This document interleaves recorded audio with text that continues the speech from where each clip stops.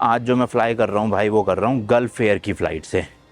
ज़्यादा नहीं, 1.5 घंटे की फ़्लाइट है मात्र। डेढ़ भी क्या, मतलब डेढ़ तो ऑन पेपर होता है, एक्चुअल में हवा में तो 1 घंटे के आसपास रहेगी। ये आ गया हूँ भाई ऊपर डिपार्चर्स में। अब ज़रा स्क्रीन पे देख लेता हूँ कि अपने फ़्लाइट कौन से, मतलब बोर्डिंग गेट कह रहा हूँ, चेक इन काउंटर कौन सा है।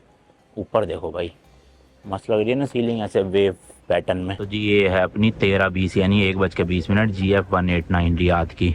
जोन ई में चेक इन चल रही है इसकी, ओपन हो चुकी है। चलो चलते हैं। पूरे पूरे अपने पास 3 घंटे है फ्लाइट के टेक ऑफ तक अभी के लिए, तो इनफ रहेगा मेरे हिसाब से टाइम। प्लस अपने को विंडो सीट भी मिल जाएगी शायद से जल्दी आने पे, क्योंकि ऑनलाइन चेक इन कर रहा था ना उसमें भाई कितने की 2200 रुपये की दिखा रहा था विंडो सीट। यहाँ लूँगा फ्री में अगर खाली हुई तो। बाकी ये देखो भाई क्या मस्त बना रखे इन्होंने, रंग बिरंगी सी ना पूरे शीशे को पेंट करके। खाली सा पड़ा रहता है भाई इनका एयरपोर्ट ना। एक तो यहाँ की आबादी वैसी नहीं है कुछ खास, ऊपर से यहाँ पे भाई टूरिस्ट भी नहीं आते ज़्यादा देशों के। कतर में तो आने लग गए हैं फीफा के बाद से, बट यहाँ पे अभी इतना टूरिज़्म नहीं है, तो इस वजह से इमिग्रेशन वगैरह खाली होता है। जब मैं लैंड हुआ था यहाँ उस टाइम भी इमिग्रेशन खाली पड़ा था बिल्कुल। वो सामने अपना ई है चेक इन काउंटर्स, और ये भी देखो खाली पड़े हैं। 2-3 मिनट में ही हो जाएगा अपना चेक इन प्रोसेस पूरा, अगर तो ये करने देंगे तो। ऐसा क्यों कह रहा हूँ मैं, वो बताऊँगा अभी थोड़ी देर में। चलो भाई यहाँ से तो बोर्डिंग पास अपने को मिल गया है, और यहाँ के इमिग्रेशन में तो वैसे भी कुछ नहीं पूछेंगे। मेन है सऊदी में जब मैं लैंड करूँगा उसके बाद। तो अभी फ़िलहाल 15B है अपना गेट नंबर। चलो जी, यहाँ का immigration and security check clear हो चुकी है। ये आ गया हूँ मैं ड्यूटी फ्री वाले एरिया में। सबसे पहले तो फ्रिज मैग्नेट ढूंढा जाए, आई होप बस मिल जाए, वरना तो भाई कभी मैं शायद ही आऊँ बहरीन वापस। तो यहाँ पे लिखा तो है क्या क्या है भाई, इनमें से देखता हूँ कहीं पे सोविनियर का कुछ तो होगी शॉप। इतने सारे स्टोर है ये देखो, इनमें से किसी एक के पास तो मिल ही जाएगी। ढूंढता हूँ चल के। लो भाई एंटर करते मिल गए। 3B HD का है ये वाला, अच्छा लग रहा है मेरे को तो, है ना। ऊँट भी बना हुआ है, बहरीन भी लिखा हुआ है, और ये है भी शायद कितने का, 4 का है ये तो। ये महंगा है ये वाला। चलो ले लेते हैं, कोई नहीं भाई अब क्या करें। दिस वन इज़ फॉर 4 और 3, हाउ मच? 3 दिनार भाई, 4 का नहीं 2 दिनार का था सिर्फ। बहुत सही है फिर तो, 500 रुपये मिल गया। अच्छा हुआ कल रात को मैं स्पेशल टैक्सी लेके सोविनियर लेने नहीं गया, क्योंकि टैक्सी 1100 दिखा रही थी मेरे होटल से वो मार्केट तक का। तो यहाँ से ही सस्ता पड़ गया, क्योंकि वहाँ भी 200-250 का, मतलब 1 दिनार का तो मिलता ही मिलता है ना, 240 का, ऊपर से फिर 1000-1100 रुपये टैक्सी के भरता। तो बेटर ये है कि यहाँ से 500 रुपये का ही ले लिया सीधा। बाकी ये नीचे भाई एंटरटेनमेंट जोन बना हुआ है, प्ले स्टेशन वगैरह लगी हुई है वहाँ टीवी पे, आप बैठ के गेमिंग कर सकते हो। चेस लगी हुई है, बच्चों के झूले वूले लगे हुए हैं देखो इस तरह से। प्रॉपर भाई मतलब टाइम पास करना हो 1-2 घंटे यहाँ बैठ के कर सकते हो। बट वैसे यार कर सकता हूँ मैं भी नीचे जाके, मेरे को करना क्या है, 2.5 घंटे पड़े अभी फ़्लाइट उड़ने में, सब कुछ तो क्लियर हो ही गया है। तो आराम से नीचे ही जाता हूँ, आपको है ना गेम भी खेल लूँगा, और आपको बताता हूँ कि मैं क्यों कह रहा हूँ कि शायद से दिक्कत हो सकती है सऊदी में। और हो सकता है सऊदी जब मैं लैंड करूँ तो मुझे वो डिपोर्ट कर दे वहाँ से, क्योंकि मेरे पास वीज़ा नहीं है। लिफ्ट लगी हुई है भाई नीचे जाने के लिए। मेरे हिसाब से तो वैसे फ्री होगा पूरा, पैसे वैसे तो नहीं देने पड़ेंगे। फ्री है भाई, कोई टिकट विकेट नहीं है। देखो कितने सारे टीवी लगे हुए हैं, किसी में भी बैठ सकता हूँ मैं आराम से और खेल सकता हूँ। देखो आर्केड मशीन भी लगी हुई है, ये भी आप खेल सकते हो। और कुछ टीवी वगैरह देखो उधर भी है भाई। और ये चेस देखना, कितनी बड़ी चेस रख रखी है इन्होंने भाई साहब। यहाँ देखते हैं रिमोट वगैरह पड़े हैं कि नहीं पड़े हैं। उधर तो आधे टीवी में तो पड़े ही नहीं है, यहाँ भी नहीं पड़े भाई मेरे हिसाब से। आधे टीवी में तो है ही नहीं रिमोट, मतलब 2-4 ही चालू कर रखे हैं इन्होंने, वो भी भरे हुए हैं भाई। तो वेट कौन करेगा, छोड़ो पर, है ना। लो भाई ये आ गया अपना गेट 15B। अभी तो फ़िलहाल बोर्डिंग पास में यही है, पर 2.5 घंटे है, कुछ नहीं पता ये कब चेंज कर देंगे।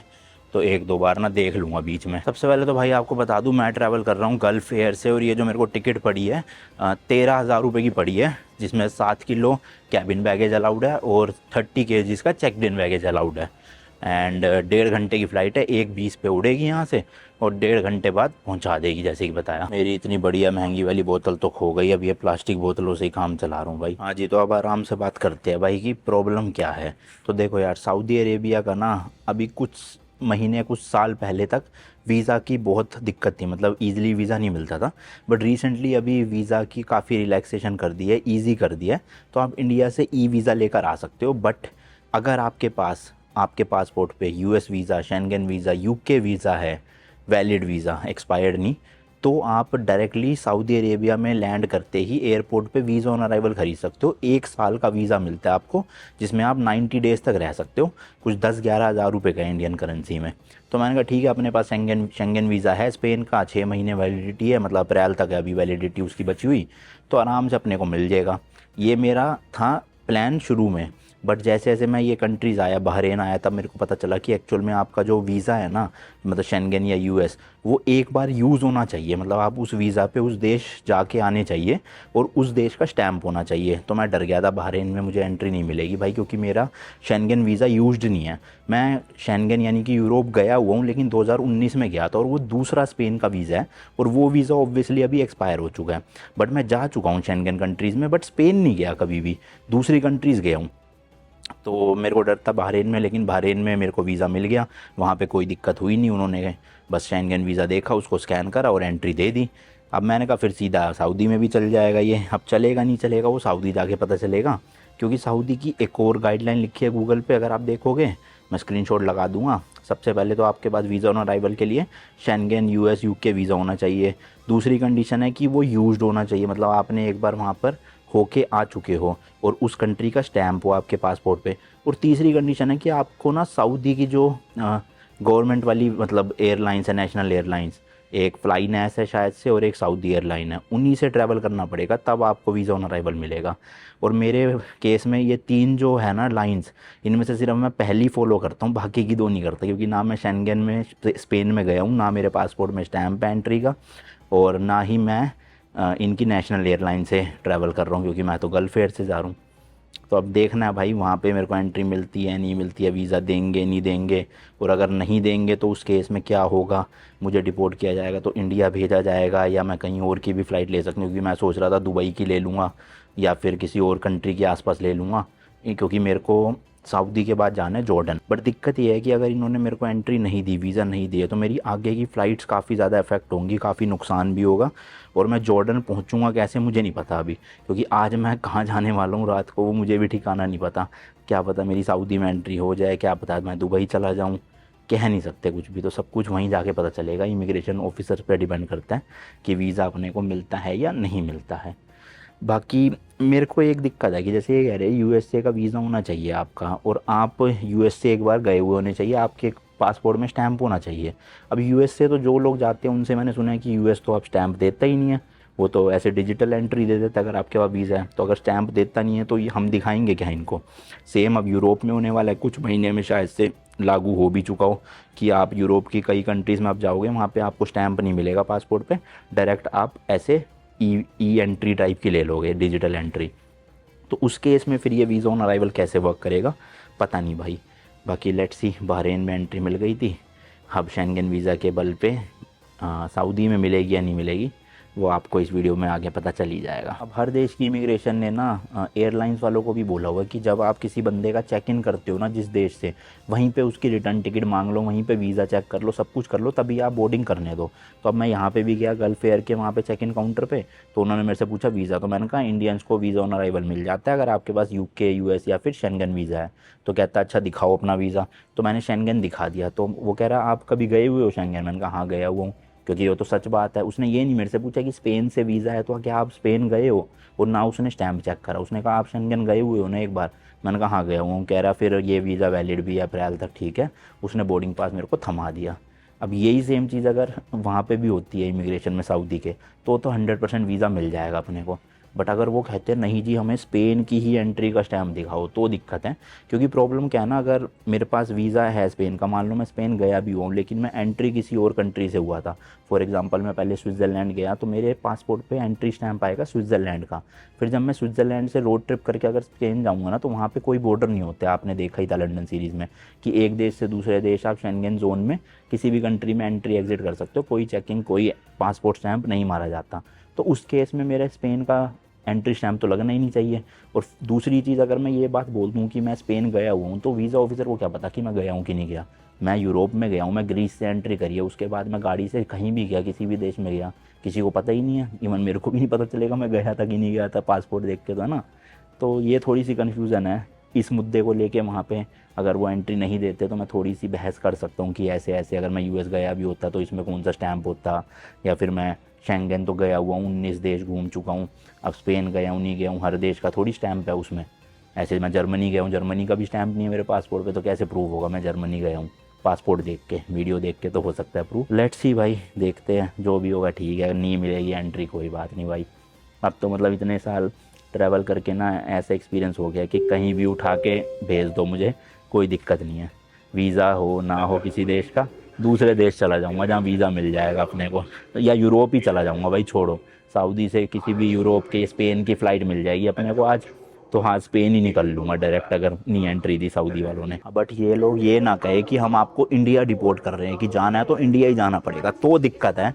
फिर मुझे इंडिया जाना पड़ेगा, इंडिया से जॉर्डन जाना पड़ेगा, जो बहुत दिक्कत है। तो होपफुली बस ये इंडिया वाला चक्कर ना हो, वो मेरे को ये ऑप्शन दे दे एटलीस्ट कि आप कहीं की भी फ़्लाइट बुक कर लो, बस चले जाओ, हम वीज़ा नहीं दे सकते अगर तो ये केस हुआ। बाकी वीज़ा मिल जाए तो ज़्यादा बढ़िया, वरना मेरी आगे की आइटनरी पूरी ख़राब हो जाएगी। मेरे को जॉर्डन जाना है, जॉर्डन से फिर साइप्रस जाना है, साइप्रस से फिर दुबई आना है मुझे, फिर मैं जाऊँगा इंडिया। और हाँ, कुवैत को भी बता दूँ भाई, कुवैत का वीज़ा पहले तो बनता बहुत साल तक, लेकिन अभी मेरे को पता चला, शुभम भाई है जो, उनकी स्टोरी से, कि कुवैत का वीज़ा खुल चुका है। तो उन्होंने कुछ ऐप वैप बताई भाई, मैंने चेक करा, वहाँ पे मिला तो नहीं मुझे वीज़ा का ऑप्शन। तो अगर हो जाता तो मैं शायद से फिर आज कुवैत जा सकता था, अगर वीज़ा मिल जाता मुझे। बट अब वीज़ा मिला नहीं, देख रहा हूँ, जुगाड़ कर रहा हूँ। अगर हो गया तो फिर जॉर्डन के बाद शायद मैं जो जॉर्डन कह रहा हूँ, दुबई के बाद शायद मैं कुवैत भी चला जाऊँ इस ट्रिप पे। और अगर नहीं हुआ वीज़ा तो फिर कुवैत को कैंसिल करेंगे, बस यही है। फिर Oman, Qatar, Bahrain, Saudi Arabia, Jordan, Cyprus, UAE, 7 countries हो जाएगी, इसमें से 6 मिडल ईस्टर्न कंट्रीज़ हैं और 1 शेंगन का पार्ट है, एक तरह से मतलब यूरोप में ही आता है। अब मेरे तो प्लान्स ना भाई इतने इंस्टेंट बनते हैं कि मतलब मुझे पता ही नहीं होता कि मैं 2 दिन बाद किस कंट्री जाने वाला हूँ। मैं रिसर्च करता हूँ इंडिया पहुँचते ही, और जहाँ की फ़्लाइट सस्ती मिल रही होती है, जहाँ का वीज़ा का जुगाड़ हो जाता है, मैं निकल लेता हूँ भाई फ़्लाइट लेके। बट अगर आप आ रहे हो ना सऊदी अरेबिया, बहरीन, तो आप इन सब कंट्रीज़ का भाई ई वीज़ा लेकर आओ, आपको ना दिक्कत नहीं होगी एयरपोर्ट पे। वरना वही बात है भाई, फिर एंट्री मिले ना मिले, आपकी ट्रिप ख़राब हो, मेरा तो मुझे क्या फ़र्क पड़ता है भाई, ना मिले ना मिले, मैं तो किसी दूसरे देश निकल लूँगा, है ना। आपके साथ हो गया और आप आई सिर्फ सऊदी घूमने के लिए रहे हो और आपको एंट्री ना मिले, तो पूरी ट्रिप की ऐसी तैसी प्लस फ़्लाइट का भी सारा पैसा बर्बाद। तो बेटर है ई वीज़ा लेकर आओ जिन देशों का मिलता है। और अगर आप पूरे कॉन्फिडेंट हो कि यूएस वीज़ा है आपके पास, यूके वीज़ा है वैलिड, और आप जा भी चुके हो वहाँ पे, 100% एंट्री देंगे ही देंगे सऊदी वाले, तो आ जाओ भाई, फिर क्या फ़र्क पड़ता है भाई। लगभग 40 मिनट है फ़्लाइट टेक ऑफ करने में, और अभी तक कोई आया ही नहीं गेट पे। देखना बंद पड़े है गेट, क्या चल रहा है। फ़्लाइट तो अपनी लग चुकी है भाई, यही वाली है गल्फ एयर की ना, पर बोर्डिंग अभी तक शुरू नहीं करी। हालांकि स्टाफ आ गया है वहाँ पे, तो कभी भी शुरू हो सकती है, क्योंकि सिर्फ 20 मिनट तो बचे हैं टेक ऑफ करने के लिए। चलो जी, बोर्डिंग शुरू हो गई है, चलते हैं। और मुझे लग रहा है ज़्यादा पैसेंजर्स ना है नहीं फ़्लाइट में, देखो ऑलमोस्ट खाली सा ही लग रहा है ना, थोड़े बहुत ही लोग हैं। बाकी लेट्स सी, फ़्लाइट के अंदर जाके पता चलेगा असलियत। तो बताओ भाई, 1:20 की फ़्लाइट है, 1:10 पे तो चेक इन कर रहे हैं ये अभी, मतलब बोर्डिंग कर रहे हैं सॉरी। फिर तो पक्का फ़्लाइट डिले होएगी मुझे जहाँ तक लग रहा है। और मैंने बताया ना आपको कि इन्होंने ऑन पेपर तो 1.5 घंटा बोला हुआ फ़्लाइट, बट फ़्लाइट हवा में 1 घंटे के आसपास ही रहेगी, ज़्यादा दूर थोड़ी है यहाँ से सऊदी अरेबिया, मतलब रियाद सिटी ज़्यादा दूर थोड़ी है बहरीन से। हालांकि बहरीन लैंड बॉर्डर भी शेयर करता है सऊदी के साथ, तो बाई रोड भी जाना पॉसिबल है, बट कार रेंटल वाले अलाउ करते नहीं है एक देश से दूसरी देश गाड़ी ले जाने को ना, तो इसलिए मुझे फ़्लाइट से ही करना पड़ा। अपनी स्कॉर्पियन लाया होता तो भाई फिर तो मैं रोड से ही जाता बहरीन टू सऊदी अरेबिया। ये भाई इनका बिज़नेस क्लास है, काफ़ी बेसिक सही है। ये है भाई इकोनॉमी, ठीक है इकोनॉमी, 1-1.5 घंटे की फ़्लाइट में क्या ही फ़र्क पड़ेगा। ये रही भाई अपनी विंडो सीट मिल गई है 20A भाई, स्क्रीन भी दे रखे है इन्होंने, तो क्या बात है, चलती है कि नहीं चलती, लग तो नहीं रहा, हो सकता चल जाए। बाकी जी एक ट्रे टेबल है यहाँ पे, अच्छा खासा साइज़ है ट्रे का। इसके नीचे यहाँ पे एक हैंगर दे रखा है, कुछ टांगना वांगना हो। इधर भाई कुछ पुस्तकें रखी है। लेग रूम ठीक ठाक सा है, मतलब नी टच नहीं हो रही मेरी आगे, और पैर भी फैला सकता हूँ। हालांकि जब मैं बैग रख लेता हूँ तब दिक्कत होती है। अब ये सीटें अगर खाली रही तो मैं बैग वहाँ रख लूँगा, बढ़िया, मुझे थोड़ी एक्स्ट्रा जगह मिल जाएगी। बाकी सीट भी रिक्लाइन हो जाती है, ये देखो आराम से, तो बढ़िया है। चलो ठीक है, नॉर्मल फ़्लाइट की तरह ही है। शीशा मुझे क्यों गंदा मिलता है भाई हमेशा, बाहर का नज़ारा अच्छा ही नहीं आता देखना। कुछ कुछ दाग से लगे पड़े हैं। बाकी एक भाई ये इन्होंने तकिया सा दिया है। इधर रिमोट भी है इस डिस्प्ले को कंट्रोल करने का, पर वही बात है डिस्प्ले चलेगी या नहीं चलेगी कुछ कह नहीं सकते। वैसे इसको मैं बाहर भी निकाल सकता हूँ। बाकी हैंड रेस्ट भी ऊपर हो जाता है, अगर यहाँ पे कोई नहीं आया तो मस्त खोल के ऐसे फैल के बैठूंगा। बट आ रहे हैं लोग यार, मुझे लग रहा है खाली होगी नहीं इतनी, सीट्स होंगी भी तो 2-4 ही खाली होंगी। अबे यार देखना ये क्या लगा हुआ है लोहे का, यहाँ मेरा बैग ही नहीं आएगा इस हिसाब से तो यहाँ अंदर नहीं घुस पाएगा शायद। देखो अड़ गया ना, चला जा भाई, नहीं जा रहा, खड़े ही रखना पड़ेगा ऐसे। ये लोहे का है कुछ तो इसमें ना, इसमें भी है, उधर वाली में नहीं है, उधर खाली है, यहाँ है लोहे का, देखो वहाँ है, पता नहीं क्या चीज़ है। एसी चला लेते हैं, हालांकि गर्मी इतनी ज़्यादा तो हो नहीं रही। बहरेन में थोड़ी थोड़ी ठंड फील हो रही थी मुझे कल भी और आज भी, और सऊदी में भी मेरे हिसाब से थोड़ी सी ठंड होगी। बाकी फिर जॉर्डन में तो कड़ाके की ठंड पड़ने वाली है, हालत ख़राब होएगी वहाँ पे मेरी। और जॉर्डन के बाद फिर साइप्रस में भी ठंड होएगी, फिर मैं जाऊँगा दुबई, तो दुबई में इतनी ठंड नहीं होएगी। तो अभी सऊदी, जॉर्डन और साइप्रस तीनों में थोड़ा थोड़ा ठंड, थोड़ा नहीं ज़्यादा ठंड फील करनी पड़ेगी। फिर इंडिया जाऊँगा, इंडिया में तो हो ही रही होगी भाई ठंड। भाई आई गैस बोर्डिंग कंप्लीट हो चुकी है, मेरे दोनों साइड वाली सीटें खाली है, तो अब मैं ये हैंड रेस्ट उठा के आराम से, हाँ बोर्डिंग कंप्लीटेड आवाज़ आ गई ना, चलो बढ़िया है, फैल के बैठूंगा आराम से। बैग भी चलो उधर रख देता हूँ। लो जी हो गया काम अपना बढ़िया। ऑल्सो अनाउंसमेंट हुई है कि 1 घंटे का फ्लाइंग टाइम रहेगा, मैंने बताया था ना 1 घंटा ही रहेगा।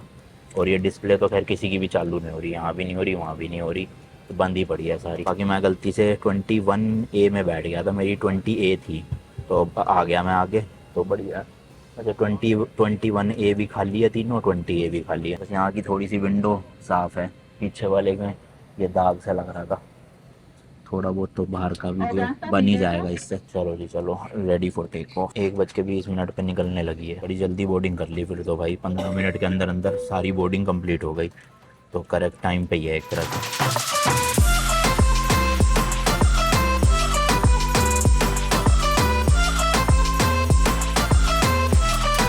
तो भाई खाने में अपने को एक सैंडविच मिल गया, क्योंकि मैंने बुकिंग के टाइम पे हिंदू मील के लिए चूज़ किया था।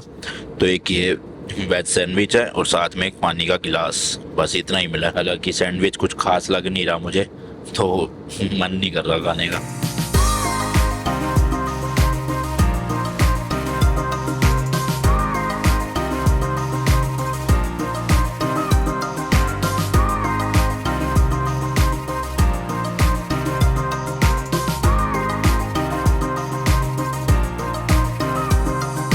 चलो भाई चलो, लैंड हो गए हैं सऊदी अरेबिया। एंड भाई एयरपोर्ट तो बिल्कुल ऐसे रेगिस्तान के बीच में बना हुआ है यहाँ रियाद का, मतलब आसपास सारा रेगिस्तान ही रेगिस्तान था।